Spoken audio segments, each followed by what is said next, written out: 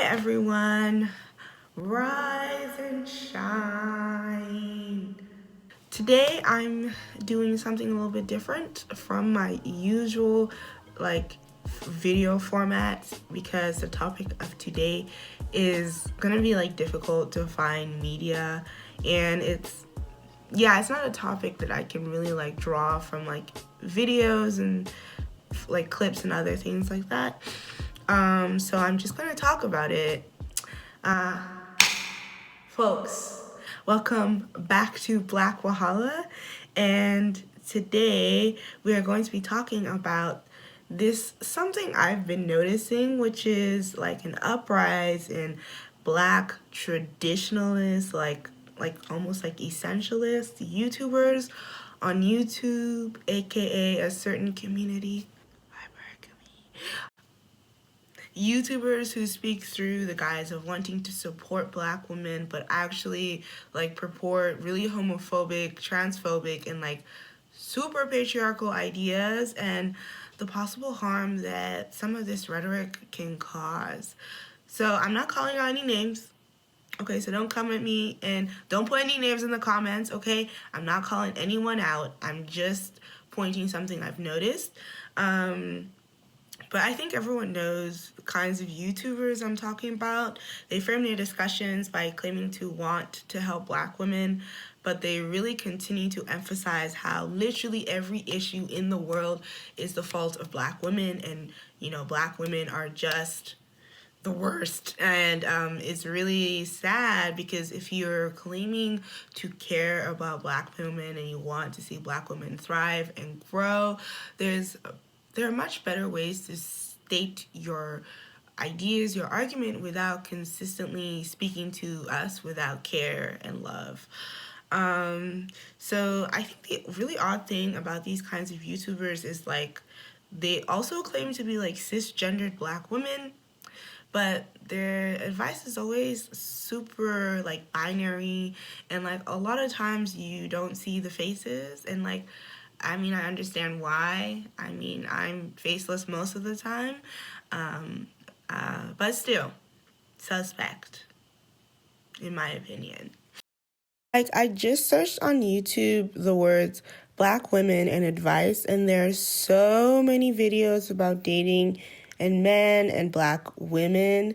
It's almost a bit ridiculous. Honestly, all the advice that we see that when Black women get sent is just about dating and men. And I don't know. I think there's something wrong with that. So now I know a typical response by them and their supporters is that Black women just need to take care of themselves and worry about themselves. And I'm not refuting that. I 100% believe that too. But I don't believe we can accomplish this by constantly blaming Black women and stressing heteropatriarchal ideas, because that's actually pretty anti-Black. The advice they give out just continues to perpetuate and further colonialist and white supremacist ideas of Black womanhood. So let's get into these issues.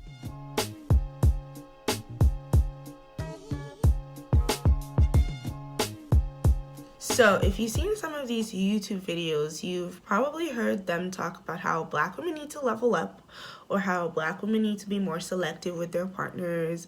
These YouTubers also stress the importance of being fit, often to the point of fat phobia, looking presentable. This means you have to wear makeup, you have to be dressing well all the time, you need to be manicured to the gods, you need to be slaying 24/7, and you also need to be pursuing rich men, or as they say, don't pursue, while they give you advice about how to pursue. So it's very tricky, to be this kind of YouTuber. Well, I'm not saying don't take care of yourself. I think taking care of yourself is important. But I think these kinds of ideas are very exclusionary. They don't include all kinds of Black womanhood. They stress one type of Black womanhood and stress that all of us need to be going after that, when that's stress. Who wants to do that? These beliefs stress respectable Black womanhood, but leave very little room for Black women who don't meet these standards. So like if you remember from my video on women in hip hop, which is going to be here or here, yeah. I talked about respectability politics. Well, I gave a really simple overview. Respectability politics is like actually quite complex. So many of these YouTubers do use respectability politics. I also feel they exploit it to the 10th degree. Again, as I said, I don't think there's anything wrong with Black women wanting to be better or learning more about the ways they'd like to express their gender identity, but we shouldn't be accosting Black women and saying that if you don't fit into this one mode, then you're not deserving of love, happiness, and a good life. Like, that simply isn't true. So respectability politics has had a long history in the Black community, and what these YouTubers are saying is not new.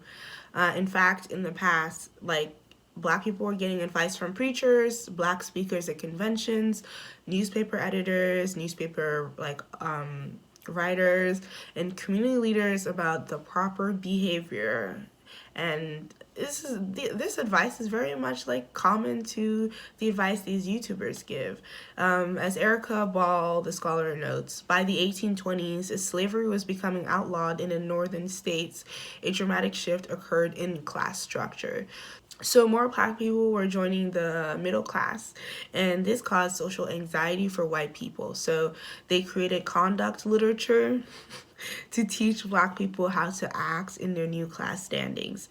So conduct literature they hoped would teach them how to acquire and maintain the precise manners, moral habits, and restrained virtuous character that would help them rise in status, mark them as a member of a higher station, and enable them to safeguard the virtue and moral integrity necessary to navigate in society.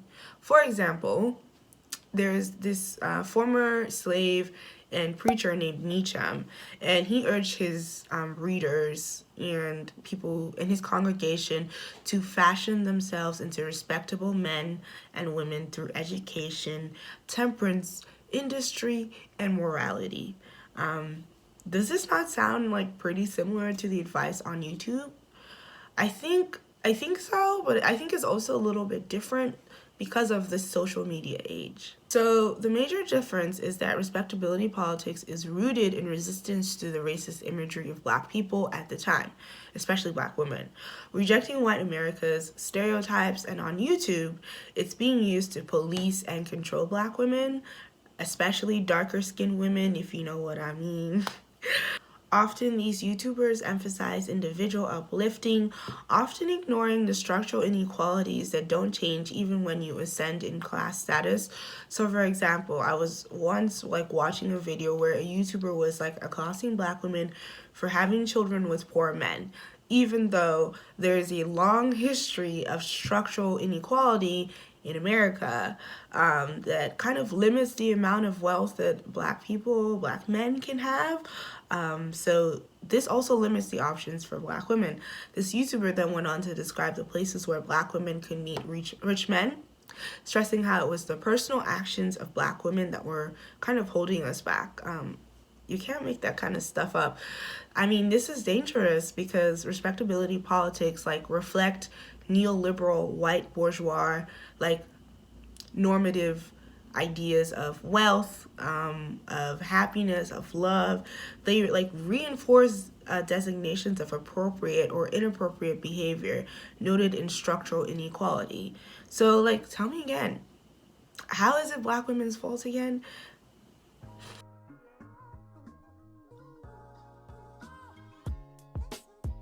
So a YouTuber is telling you that Black trans women are not women, and that they are taking the place of Black women, and you look back confused. At least I look back and confused because I don't feel this way about Black trans women, at all. They then continue to stress the importance of heterosexual relationships and why Black women need to step up and let men lead. Yet again, you're confused, or at least I'm confused, because I don't think these structural issues are Black women's fault.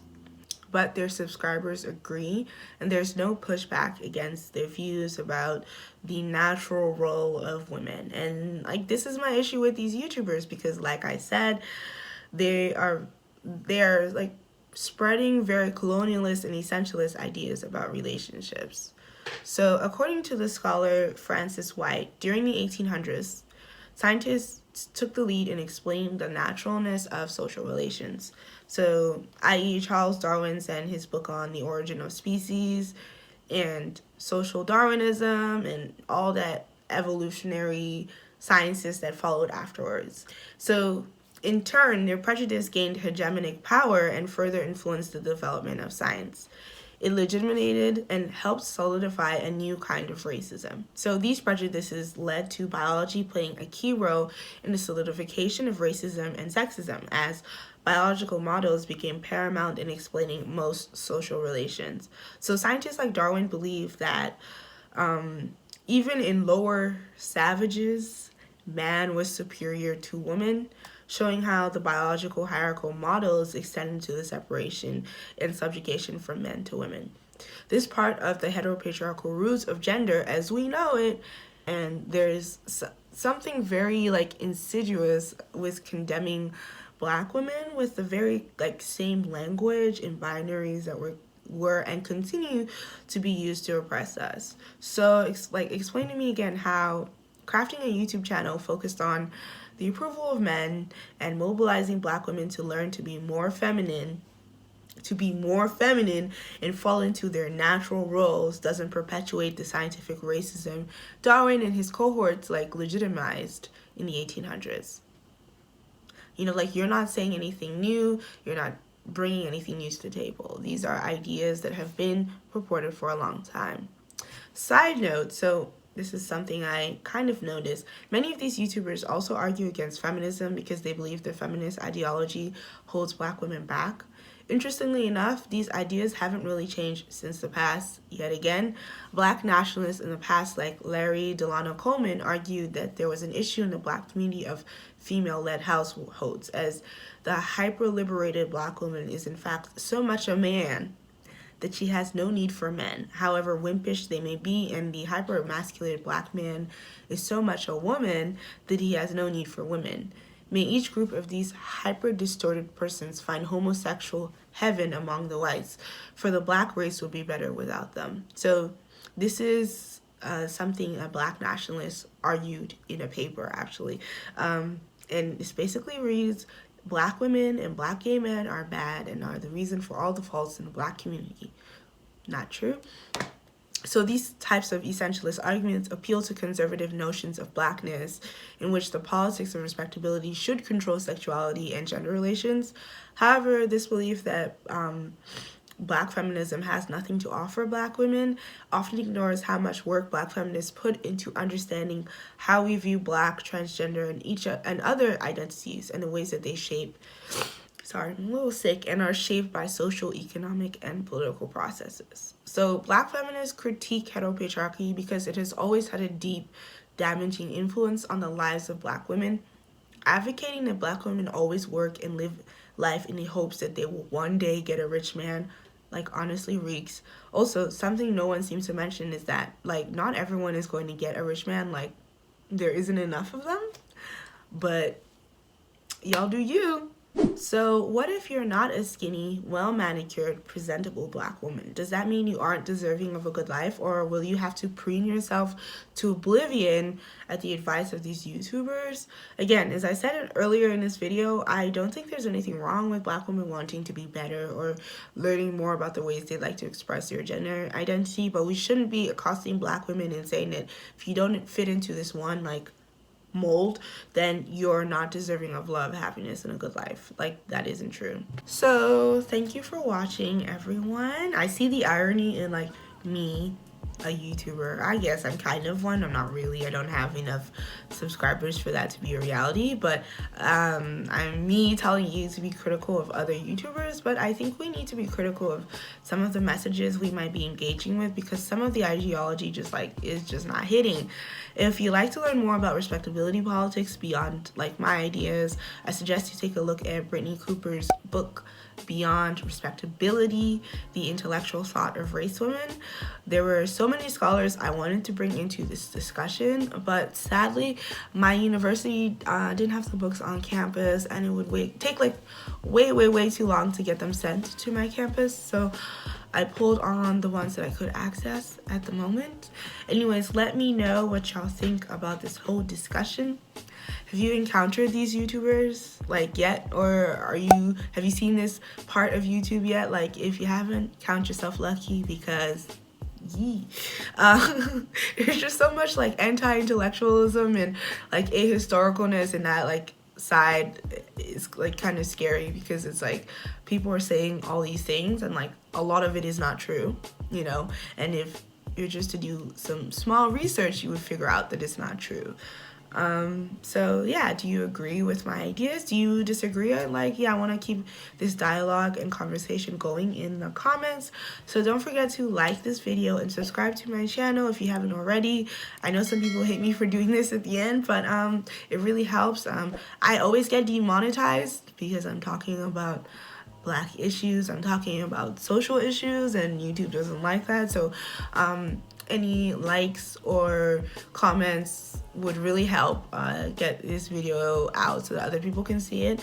Thank you for watching. Bye!